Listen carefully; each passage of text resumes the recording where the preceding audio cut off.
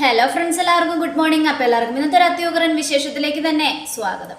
അങ്ങനെ നമ്മുടെ ഭാനുമതി അമ്മ വന്ന കല്യാണിയെ കെട്ടിപ്പിടിച്ച് പൊട്ടിക്കരയുക. പോയല്ലോ മോളെ, നിന്റെ അമ്മ പോയല്ലോ, നമ്മുടെ ദീപ പോയല്ലോടി എന്നൊക്കെ പറഞ്ഞുകൊണ്ട്.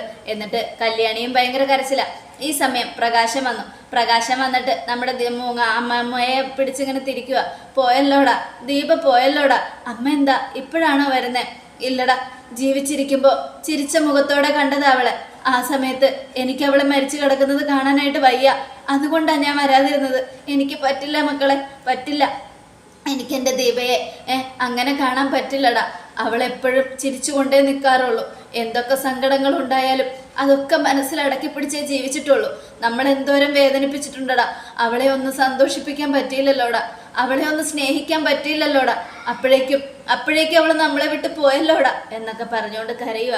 എന്ത് ചെയ്യാനമ്മേ, കണ്ണുണ്ടാവുമ്പോൾ കണ്ണിൻ്റെ വിലയറിയില്ല എന്ന് കാരണന്മാർ പറയാറില്ലേ? അത് സത്യ. അവളുണ്ടായിരുന്നപ്പോൾ അവളുടെ വില ഞാൻ അറിഞ്ഞിട്ടില്ല.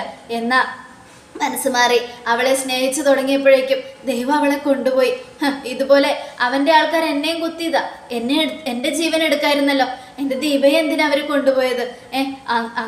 അങ്ങനെ ദൈവങ്ങൾ ചെയ്തത് എന്തിനമ്മേ എന്നൊക്കെ ചോദിച്ചുകൊണ്ട് പ്രകാശൻ എണ്ണിപ്പിറക്കി കരയുക.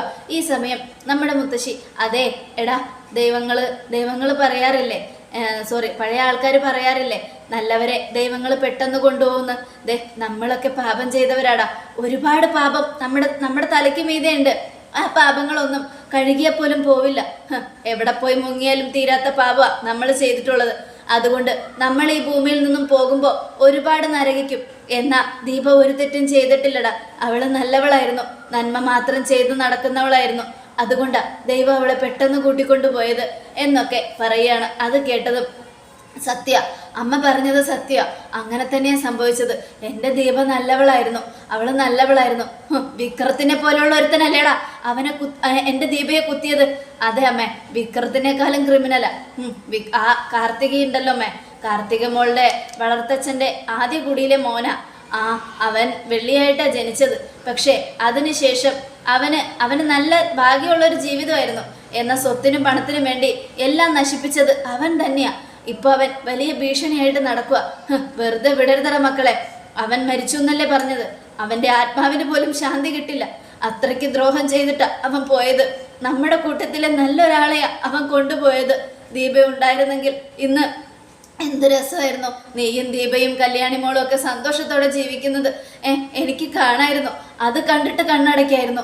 ഇതിപ്പോ എല്ലാം പോയല്ലോടാ മക്കളെ എന്നും പറഞ്ഞുകൊണ്ട് മുത്തശ്ശി ഭയങ്കര കരച്ചില. എന്ത് ചെയ്യാൻ അമ്മേ, ഭാഗ്യം ഉണ്ടായില്ല. ഞാൻ ഒരുപാട് ആഗ്രഹിച്ചിരുന്നു. അവള് മരിക്കുന്നതിന് മുമ്പ് ആഗ്രഹിച്ചതുപോലെയൊക്കെ നടന്നിട്ടാ പോയത്. ആ സമയത്തൊക്കെ ഞാനും സന്തോഷത്തോടെ ഇരുന്നത്. കാരണം എന്താണെന്നറിയാമോ? അവൾ പോകുന്നതിന് മുമ്പ് എൻ്റെ മനസ്സിലൊരു ധൈര്യം ഉണ്ടായിരുന്നു, ഒരു ആത്മവിശ്വാസം ഉണ്ടായിരുന്നു. ദൈവങ്ങളെ എനിക്ക് അവളെ തിരിച്ചു തരുമെന്നും അതുകൊണ്ട് തന്നെ അവളുമായിട്ട് ഞാനും കല്യാണി മോളൊക്കെ സന്തോഷമായിട്ട് ജീവിക്കുമെന്നും. പക്ഷേ കിട്ടിയില്ല. എന്ത് ചെയ്യാനാ? ആ ഭാഗ്യം ദൈവം എനിക്ക് തന്നില്ല. ദൈവം എന്നോട് പറയുക, അവളുമായിട്ട് ജീവിക്കേണ്ട സമയത്തൊക്കെ അവളെ തള്ളിക്കളഞ്ഞില്ലേ, പിന്നെ എന്തിനാ ഇപ്പം മാത്രം ചോദിക്കുന്നെന്ന്. അത് സത്യമല്ല അമ്മേ എന്നൊക്കെ പറഞ്ഞുകൊണ്ട് നമ്മുടെ പ്രകാശൻ കണ്ണുനീര് തുടക്കുക. എടാ മക്കളെ, നിനക്കറിയോ, അവള് കല്യാണി മോൾക്ക് വേണ്ടി ജീവിച്ചുകൊണ്ടിരുന്നപ്പോഴേ ഞാൻ അവളെ കളിയാക്കുമായിരുന്നു. ഇവളെ കെട്ടാൻ രാജകുമാരൻ വരും. അത് വെറും കളിയാക്കലായിരുന്നു. പക്ഷേ സത്യമായിട്ടും വന്നു. അവളുടെ പ്രാർത്ഥനയുടെ ഫലം കൊണ്ടാ എൻ്റെ കല്യാണി മോളെ കല്യാണം കഴിക്കാൻ കിരൺ മോനെ പോലെ ഒരു രാജകുമാരൻ വന്നത്.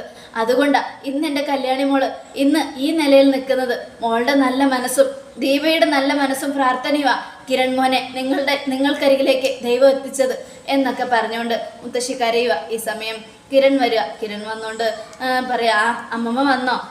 വന്നു മോനെ. മരിച്ചു കിടക്കുന്ന ദീപയെ കാണാൻ പറ്റാതിരുന്നത് കൊണ്ടാ അമ്മമ്മ വരാതിരുന്നത്. എനിക്ക് വയ്യ, അമ്മമ്മ ഇവിടെ 2-3 ദിവസം നിൽക്ക്, കല്യാണിക്കൊരു ആശ്വാസമാവുമല്ലോ.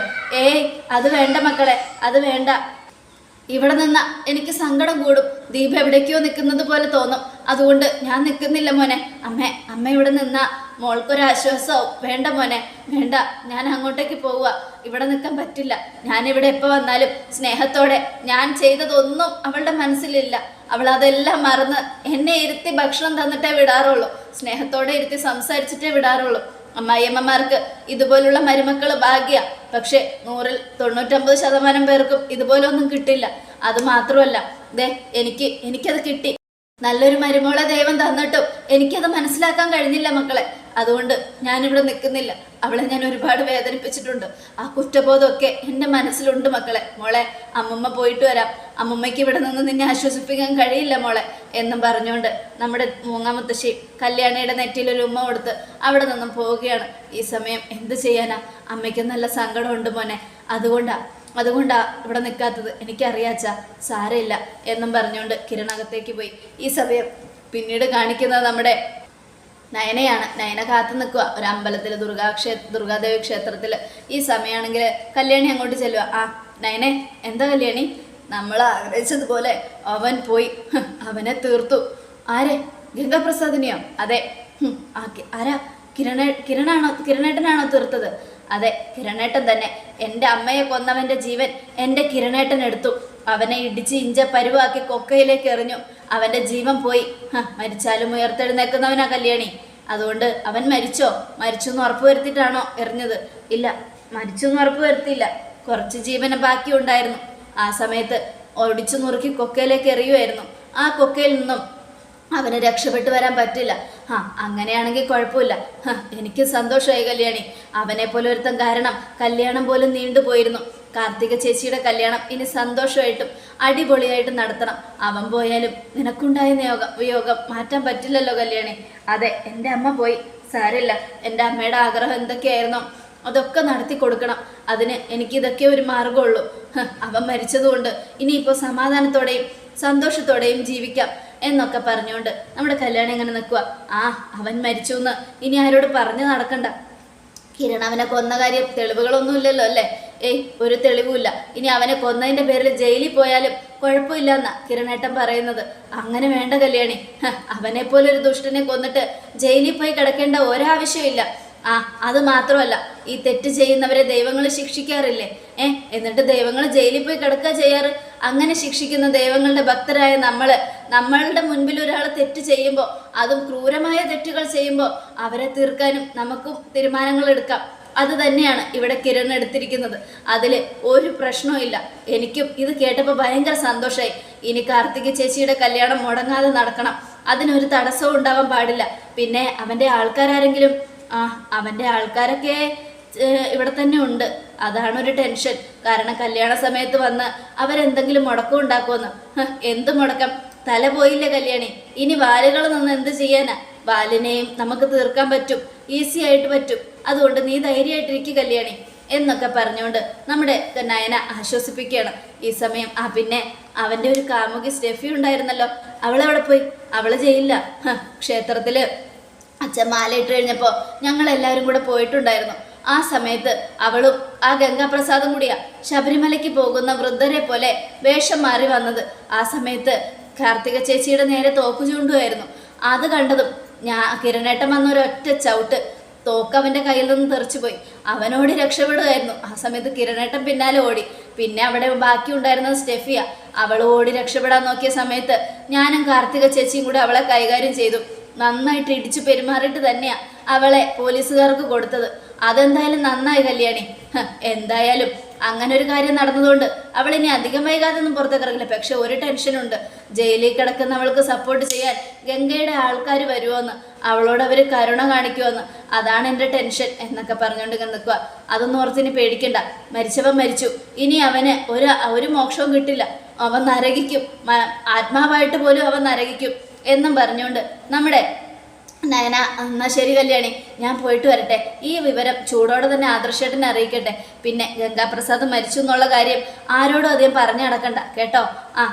ശരി നയനെ എന്നും പറഞ്ഞുകൊണ്ട് ഇങ്ങനെ നിൽക്കുക. അപ്പോൾ നയനെ അങ്ങ് പോയി, കല്യാണിയും പോയി. ഈ സമയം സ്റ്റെഫിയാണ് കാണിക്കുന്നത്. സ്റ്റെഫിക്ക് നല്ല സങ്കടമുണ്ട്. ജയിലിൽ ഓരോന്നിങ്ങനെ ആലോചിച്ചുകൊണ്ടിരിക്കുക സ്റ്റെഫി. എന്ത് ചെയ്യണമെന്ന് അറിയില്ല. ഈശ്വര, ഞാൻ ഇനി എന്ത് ചെയ്യും? എനിക്ക് ഉറക്കം പോലും വരുന്നില്ല. എൻ്റെ ഗംഗയ്ക്ക് വേണ്ടിയാണ് ഞാൻ എല്ലാം ചെയ്തത്. അവൻ ജയിലിലായിരുന്നപ്പോൾ പോലും അവനെ വന്ന് കാണാൻ പറ്റുമായിരുന്നു. ഇതിപ്പോൾ അവനെ ഒന്ന് കാണാൻ പോലും കഴിയുന്നില്ല. വല്ലാത്തൊരു കഷ്ടമാണല്ലോ ഭഗവാനെ. ഞാൻ എന്ത് തെറ്റാ ചെയ്തത്? എൻ്റെ ഗംഗയെ എനിക്ക് വേണം എന്നൊക്കെ ആലോചിച്ചുകൊണ്ട് കരഞ്ഞുകൊണ്ടിരിക്കുക. ഈ സമയം അവിടെ ഇരുന്നൊരു ജയിൽ പുള്ളി ചോദിക്കുക, എന്താടി നിനക്ക് ഉറക്കമില്ലേ? ഉറക്കം വരുന്നില്ല ചേച്ചി. അതെന്താ? എൻ്റെ ഗംഗയെക്കുറിച്ച് ആലോചിച്ചിട്ടാ. അവനൊരു ക്രിമിനലായിരുന്നു എന്നല്ലേ ഇപ്പൊ വന്നിട്ട് രാവിലെ വന്നിട്ട് പോയവർ പറഞ്ഞത്? ഒരു ക്രിമിനലിന്റെ കൂടെ എന്തിനാടി ഇങ്ങനെ സ്നേഹം എന്നടിച്ച് ജീവിക്കും? അവര് പറയുന്നത് പോലെ ഒരു ക്രിമിനൽ അല്ല എൻ്റെ ഗംഗ. അവനെ ക്രിമിനൽ ആക്കിയതാ അവരെല്ലാരും കൂടെ ചേർന്ന്. അവന് കിട്ടേണ്ട സ്വത്തുക്കളെല്ലാം തട്ടിയെടുത്തതാ അവര്. അങ്ങനെ വരുമ്പോ എൻ്റെ ഗംഗ എങ്ങനെയാ ക്രിമിനൽ ആകുന്നേ? അവന് കിട്ടേണ്ടത് കിട്ടിയിരുന്നെങ്കിൽ അവനൊരു പാവപ്പെട്ട ചെറുപ്പക്കാരനായി ജീവിച്ചെന്നിരുന്നു. നീ നല്ല കുടുംബത്തിൽ പിറന്ന കൊച്ചാണെന്ന് കാണുമ്പോൾ അറിയാം, നല്ല പണവും പദവിയും ഒക്കെ ഉണ്ടോന്നും അറിയാം. എന്നിട്ട് എന്തിനാടി അവനെ പോലെ ഒരു ക്രിമിനലിന്റെ പിന്നാലെ നടക്കുന്നേ? അവൻ ജീവിച്ചിരുന്നാലും ജയിലിലേക്ക് പോകും. അപ്പൊ അവനെ കുറിച്ച് ഓർത്ത് നീ ജീവിതം അവസാനിപ്പിക്കൂ? ഇത്രയും തെറ്റുകൾ ചെയ്ത് അവനെ ഇനി തൂക്കിക്കൊല്ലാനേ കോടതി വിധിക്കൂ. അങ്ങനെ വരുമ്പോ അവനെ തൂക്കിക്കൊന്നു കഴിയുമ്പോ നീയും കൂടെ ചാകുമോ എന്നൊക്കെ ചോദിക്കുക. ഇല്ല ചേച്ചി, എനിക്ക് എൻ്റെ ഗംഗയെ ഒരുപാട് ഇഷ്ടമാണ്. എടീ, അവനെ നീ ഇഷ്ടപ്പെടാൻ കാരണം അവനൊരു ആൺകുട്ടി ആയതുകൊണ്ട്, തൻ്റെ ഇടമുള്ള ഒരു ആൺകുട്ടി, അതുകൊണ്ട് തന്നെയാ ഞാൻ അവനെ ഇഷ്ടപ്പെട്ടത്. ശരി, ആയിക്കോട്ടെ, അവൻ തൻ്റെ ഇടമുള്ള ഒരു ആൺകുട്ടിയാണ്. അങ്ങനെയാണെങ്കിൽ നീ അവനെ സ്നേഹിച്ചു, എന്നിട്ട് അവൻ നിനക്ക് എന്തെങ്കിലും നിരാശയല്ലേ തന്നിട്ടുള്ളൂ?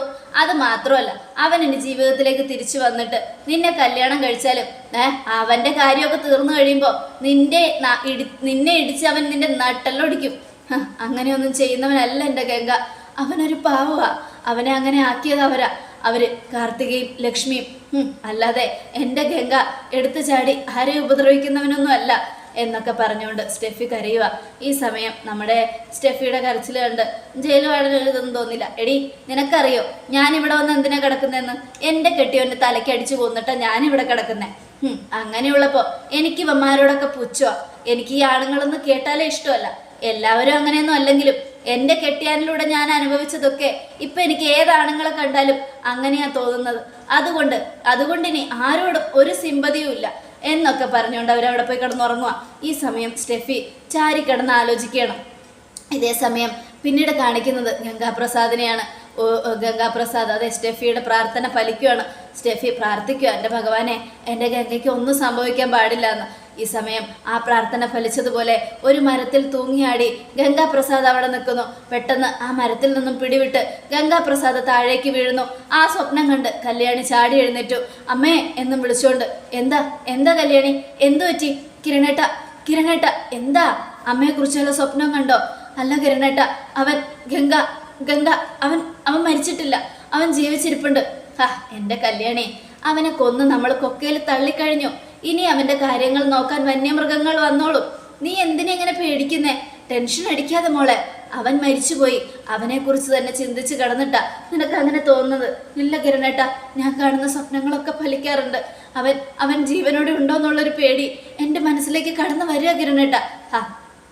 അത് നീ അവനെക്കുറിച്ച് തന്നെ ആലോചിച്ച് കിടന്നിട്ടാ. അങ്ങനെ ആലോചിക്കേണ്ട ആവശ്യമില്ല. ഇനി അവൻ മരിച്ചു, അവൻ ഇനി ഇല്ല എന്നുള്ള ചിന്തകളുമായിട്ട് ജീവിച്ച് മുന്നോട്ട് പോയി നോക്ക്, എല്ലാം ശരിയാവും. നീ ആലോചിക്കുന്നത് പോലെ ഒന്നും ഇനി നടക്കാൻ പോകുന്നില്ല. ധൈര്യമായിട്ടിരിക്കുക കല്യാണി എന്നൊക്കെ പറഞ്ഞുകൊണ്ട് കല്യാണി ആശ്വസിപ്പിച്ചിട്ട് കിരണം കിടക്കുക, കല്യാണിയും കിടക്കാൻ പറയാം. ഈ സമയം കല്യാണി ഉറങ്ങിയില്ല. കല്യാണിക്ക് പേടി ഇങ്ങനെ വന്നുകൊണ്ടേയിരിക്കുക മനസ്സിലേക്ക്. എന്ത് ചെയ്യും അവൻ ജീവിച്ചിരിപ്പുണ്ടോ എന്നൊക്കെ ആലോചിച്ചുകൊണ്ട് കല്യാണി ഇങ്ങനെ പേടിച്ച് കിടക്കുക. ഈശ്വര, അവൻ ജീവിച്ചിരിക്കുന്നുണ്ടെങ്കിൽ എല്ലാം തീർന്നു. അവൻ മരിച്ചിട്ടുണ്ടായിരുന്നില്ല. കൊക്കയിലേക്ക് തള്ളുമ്പോൾ അവൻ ഇത്തിരി ജീവൻ ബാക്കിയുണ്ടായിരുന്നു. അതുകൊണ്ട് തന്നെ അവൻ തിരിച്ചു വരുമോ എന്നാലോചിച്ചുകൊണ്ട് കല്യാണി നേരം വെളുക്കുന്നത് വരെ കണ്ണു തുറന്നിങ്ങനെ കിടക്കുക. ഈ സമയം നേരം പരപരാ വെളുത്തു. കാട്ടിനകത്ത് കൊടും കാട്. ആ കാട്ടിനകത്ത് ഒരാള് ഒരു കൂടെയും ഒരു വാക്കത്തിയുമായിട്ട് ഇങ്ങനെ നടന്നു പോയിക്കൊണ്ടിരിക്കുക. ആടി എല്ലായിടത്തും നോക്കി പോവുക. ആ കാട്ടിൽ ജീവിക്കുന്ന ആളായതുകൊണ്ട് വന്യമൃഗങ്ങളെയൊന്നും അത്ര പേടിയില്ല. അങ്ങനെ നടന്ന് പോകുമ്പോൾ പെട്ടെന്ന് അയാളുടെ കാലിൽ എന്തോ തട്ടി. അത് കണ്ട് അയാൾ ഞെട്ടിയതിന് ശേഷം അയാൾ തിരിഞ്ഞു നോക്കി.